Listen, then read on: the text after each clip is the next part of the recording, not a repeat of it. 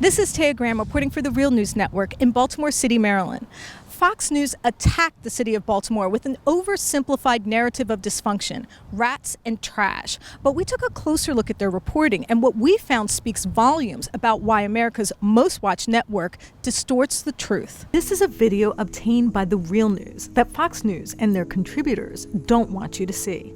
According to the Baltimore Department of Housing and Community Development, it shows residents from the surrounding county caught on camera illegally dumping a boat in the city.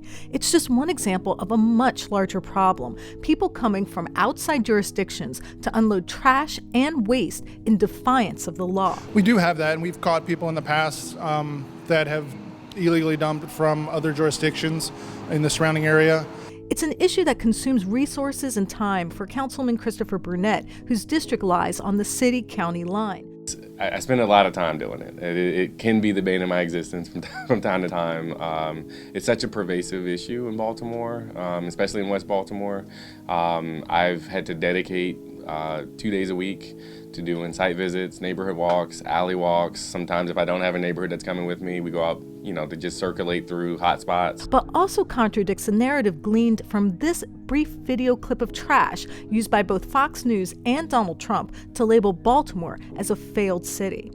The president used the footage, retweeting the images to slam Baltimore as dysfunctional. But like many of Trump's rhetorical attacks and much of the material that fuels Fox News, it overlooks and ignores the complex realities and contradictions this simplistic narrative elicits. And in fact, deliberately obscures how the racism touted by Trump and his policies of economic inequality make crumbling cities possible. I'm standing on an imaginary line that has real-life consequences. This is where Baltimore City ends and Baltimore County, home of Kimberly Classic, begins. Classic, a Fox News contributor who lives in Baltimore County, used these images to argue Baltimore City is a mess and it's our fault because we elected the wrong leaders. But her distinction ignores a more complex and racially fraught relationship. That's because Baltimore is one of only 3 cities in the country that is not connected to the surrounding county, a break that isolated the city economically and extended Baltimore's historic use of segregation laws. So finally, by constitutional convention, in 1851, the state put the city and the county in 2 different judicial districts, and that was what brought about the separation.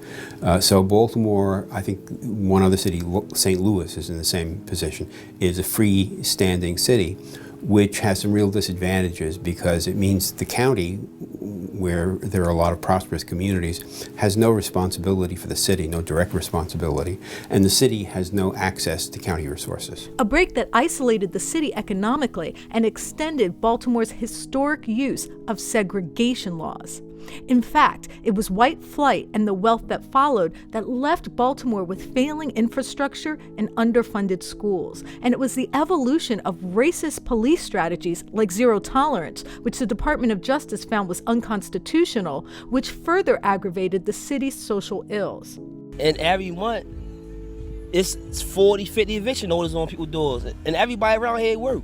But even in Classics County, Trump officials are making lives more difficult for the residents by profiting off it.